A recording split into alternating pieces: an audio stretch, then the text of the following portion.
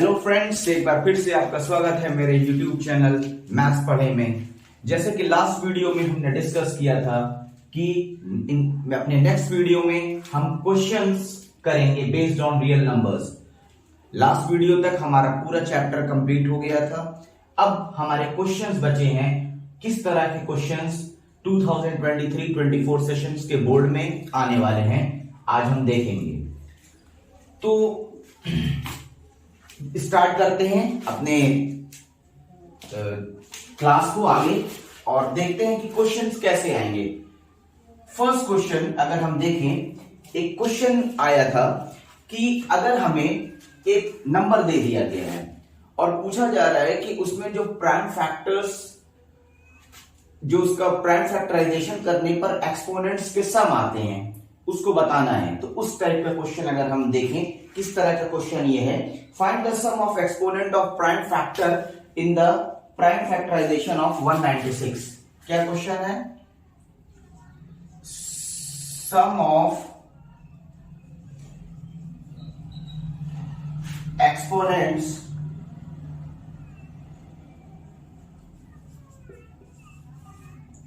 of prime factors in the prime factorization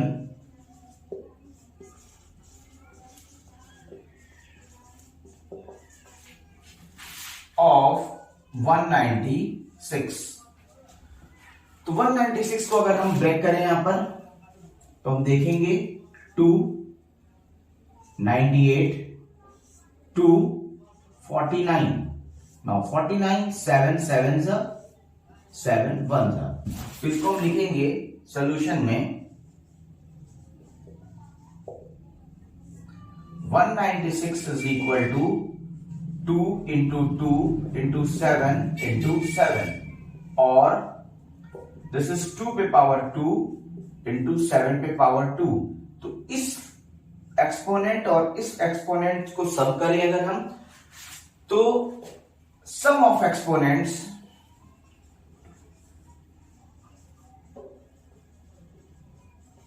is equal to 2 plus 2 that is 4। ये हमारा answer होगा। एक और क्वेश्चन देखते हैं हम इस पे। क्वेश्चन 2 है। क्वेश्चन 2 किस तरह का क्वेश्चन है कि उसमें पूछा जा रहा है आपसे कि सबसे छोटे कंपोजिट नंबर और 2 डिजिट के सबसे छोटे कंपोजिट नंबर का एलसीएम फाइंड करना है। एक बार फिर से मैं क्वेश्चन लिख रहा हूं अभी आपके लिए। सबसे छोटा composite number and find the LCM of the least composite number and the least composite number of 2 digits. तो देखिए क्वेश्चन क्या है, find the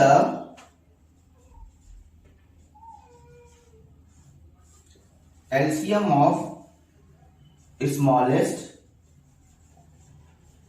composite number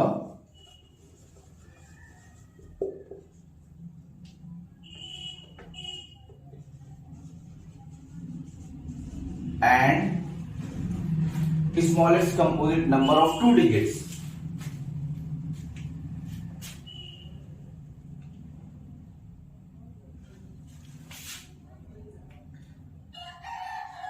smallest composite number of 2 digits।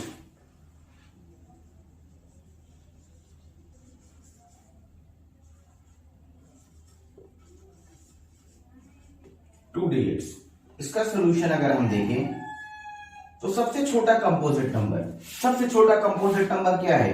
अगर हम स्टार्ट करते हैं अपने नंबर सिस्टम पे 1 से स्टार्ट करें, 1 it's neither prime nor composite.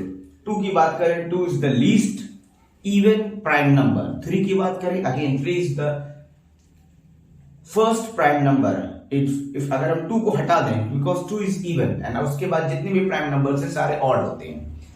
तो अगर हम देखें तो सबसे छोटा कंपोजिट नंबर मेरा 4 होता है, और सबसे छोटा 2 डिजिट का कंपोजिट नंबर ऑब्वियसली वो 10 होगा। तो हमें क्या करना है, हमें एलसीएम फाइंड करना है उन दोनों का। तो सॉल्यूशन की अगर हम बात करें तो हम लिखेंगे 4 इज इक्वल टू 2 इंटू 2, और 10 इज इक्वल टू 2 इंटू 5। अगर हम एलसीएम की बात कर रहे हैं तो ये तो कॉमन हो गया, एक ये 2 बचा, एक ये 5 बचा। सो एलसीएम क्या आएगा इसका? LCM is equal to 2 into 2 into 5 that is 20। ये हमारा आंसर होगा। तो LCM of smallest composite number and smallest composite number of 2 digits ये 20 हो जाएगा। तो सिंपल से ऐसे क्वेश्चंस हैं, इसमें बहुत डिफिकल्ट क्वेश्चन बन नहीं सकते इस तरह के क्वेश्चन में। हाँ, कुछ क्वेश्चंस आपको स्टेटमेंट वाइज क्वेश्चन होंगे जिसमें आपको एचसीएफ या एलसीएम ये खुद से फाइंड करना होगा कि हमें इसमें एलसीएम निकालना है कि हमें एचसीएफ निकालना है। ये भी बेस्ड ऑन योर एक्सपीरियंस होता है। अब देखिए, एचसीएफ और एलसीएम के लिए मैं एक टर्म यूज करता हूं कि 2 या 2 से ज्यादा नंबर का एचसीएफ या तो उन्हीं 2 नंबर्स में से सबसे छोटा नंबर होगा या उससे भी छोटा नंबर होगा। I am talking about HCF. 2 या 2 से ज्यादा नंबर्स का एचसीएफ, वो जो नंबर्स है मेरे पास उसमें से सबसे या तो सबसे छोटा नंबर होगा या तो उससे भी छोटा नंबर होगा कोई। एक एग्जांपल लेके हम आपको दिखाते हैं। जैसे 6 और 4 की हम बात करें, 6 को लिखेंगे 2 इंटू 3 और 4 को लिखेंगे हम 2 इंटू 2। अगर हम इनके एचसीएफ की बात करें तो इनका एचसीएफ आएगा 2। अब देखिए मेरे पास 2 नंबर थे 4 और 6, एचसीएफ आया उससे भी छोटा यानी 2। एक और एग्जांपल से ऐसे हम देख सकते थे। तो एलसीएम के लिए क्या होता है, अगर 2 या 2 से ज्यादा नंबर के एलसीएम की बात करें तो या तो एलसीएम सबसे बड़ा वाला नंबर होगा या तो उनसे भी बड़ा कोई नंबर होगा। एक एग्जांपल वहां पर देख सकते हैं हमें कि अगर सपोज करिए मुझसे किसी ने बोला कि 45 और 15 के एलसीएम की बात कर रहे हैं हम, तो इस पर बेस्ड एक तरह के, तो इसका एलसीएम होगा 45।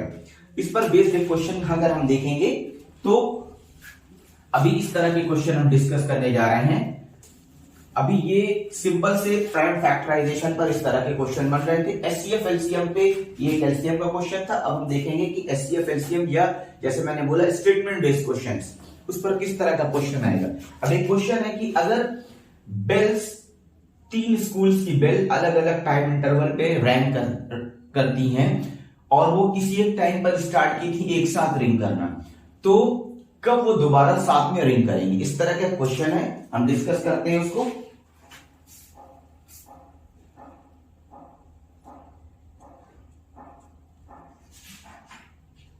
देखिए क्या क्वेश्चन है, मैं क्वेश्चन यहां पे लिख रहा हूं, क्वेश्चन नंबर 3 अपना।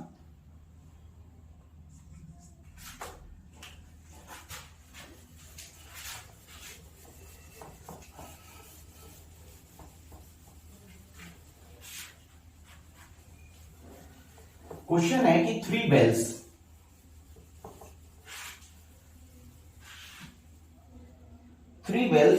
ring at an interval of 4, 7 and 14 minutes.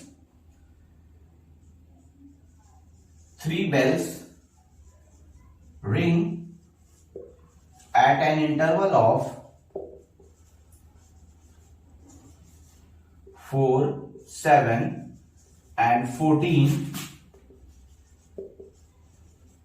minutes. All 3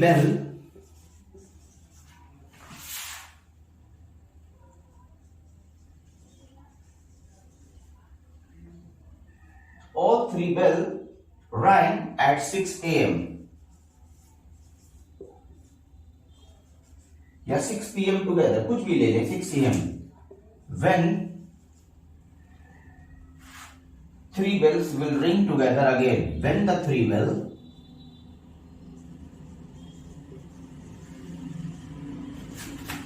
ring together again. अब देखिए इस क्वेश्चन में हमें डिसाइड करना है, ये हमें डिसाइड करना है कि हमें इसमें एचसीएफ फाइंड करना है या एलसीएफ फाइंड करना है। तो उसके लिए अगर हम देखें, अगर वो 4, 7 और 14 ये 3 इंटरवल्स पे रिंग कर रही थी, तो और 6 AM पे वो एक साथ रिंग की थी, तो वो नेक्स्ट कब रिंग करेंगी। अगर हम यहां पर इस क्वेश्चन को ध्यान से देखें तो जो भी नंबर होगा जो वो दोबारा आगे रिंग करेंगी एक साथ, अगर हम 4 लेते हैं तो ना उसमें 7 आएगा ना उसमें 14 आएगा। अगर हम 7 लेते हैं तो उसमें 7 आ जाएगा, बट 4 कंप्लीटली डिविजिबल नहीं है। अगर हम 14 लेते हैं तो 7 तो डिविजिबल है, 14 डिविजिबल है, बट 4 डिविजिबल नहीं है। मतलब 14 से 4 सिर्फ 4 से 14 डिविजिबल नहीं है। तो कोई ऐसा नंबर आएगा जो इन सब से भी कहीं आगे जाके होगा। तो इस कंडीशन में ये हमें डिसाइड करना रहेगा जब हमारे पास ऐसा क्वेश्चन बोर्ड में सामने आएगा कि हमें क्या फाइंड करना है। अब उससे भी बड़ा कोई नंबर आएगा तो मैंने बोला था कि अगर एलसीएम क्या है, या तो सबसे बड़ा नंबर है या उससे भी कोई बड़ा नंबर है। तो यहां पर हम बात करेंगे कि हमें एलसीएम फाइंड करना है। नाउ सॉल्यूशन में हम आते हैं। सॉल्यूशन में हम क्या करेंगे, यहां पर हम एलसीएम फाइंड करेंगे। तो एलसीएम फाइंड करने के लिए एलसीएम ऑफ 4, 7 एंड 14, यहां पर अगर हम सॉल्व करें 4, 7, 14, 2 2 7, 7, 2 1 7, 7, 7 1 1 1। तो क्या एलसीएम निकल के आया? LCM of this is equal to 2 into 2 into 7, यानी कि 28 मिनट्स। तो नेक्स्ट टाइम अगर वो 6 पे एम पे वो रिंग की थी, तो नेक्स्ट टाइम वो कब रिंग करेंगी? 6:28 पे। Next time they ring together again at 6:28 AM। अब नेक्स्ट क्वेश्चन हम देखते हैं, इसके बाद क्या। ओके, तो देखते हैं अपना फोर्थ क्वेश्चन।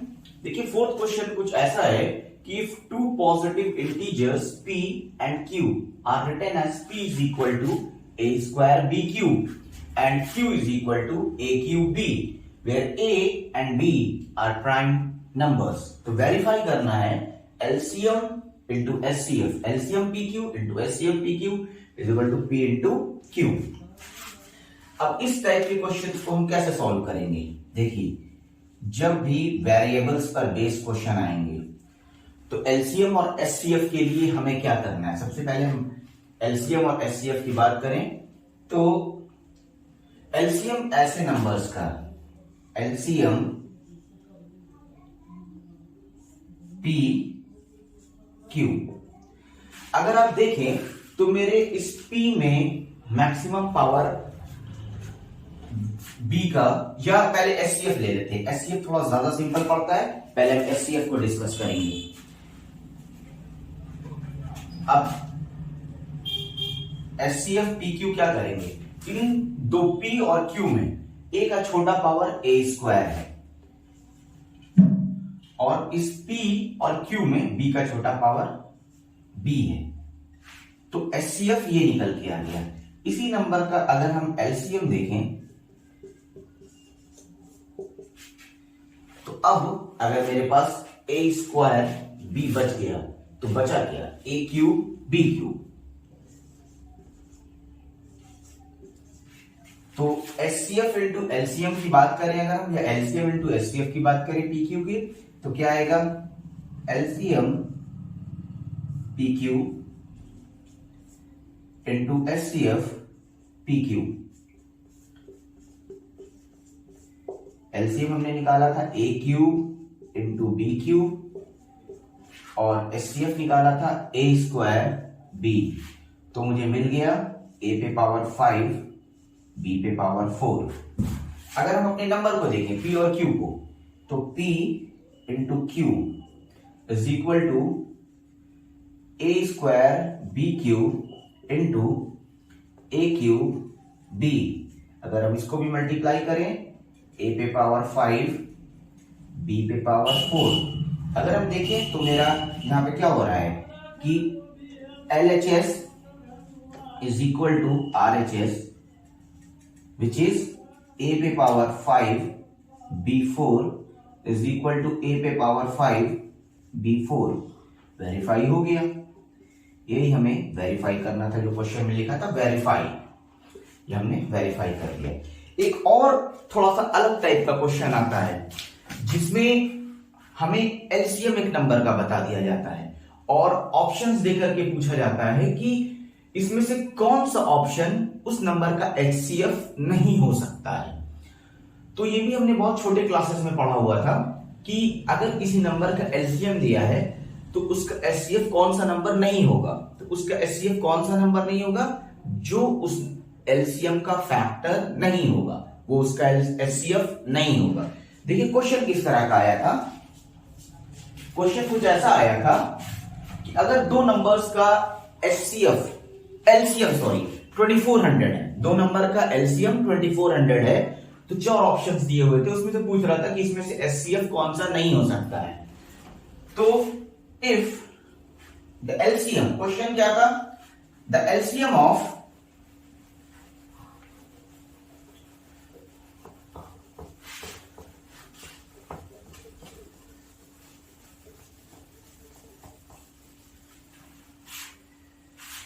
मेरा क्वेश्चन था the LCM of two numbers is 2400। फिर पूछ रहा था which of the following cannot be their HCF, which of the following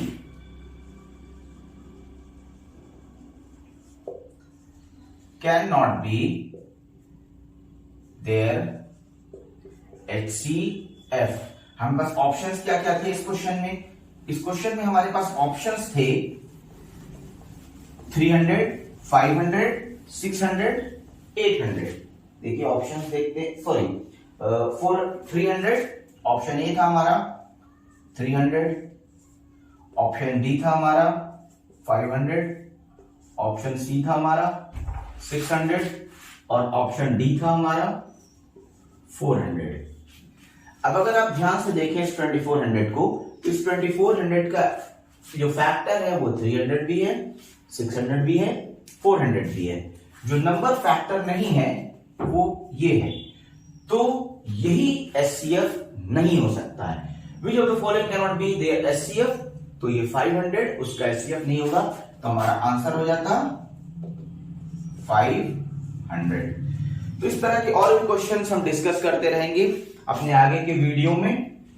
अभी आज के लिए इतना ही, ओके बाय बाय। और प्लीज सब्सक्राइब करिएगा मेरे YouTube चैनल मैथ्स पढ़े को, और उसको लाइक करिएगा, बेल आइकन को जरूर दबाइएगा जिससे कि नेक्स्ट नोटिफिकेशन आपको मिलती रहे। तब तक के लिए bye bye, have a nice day.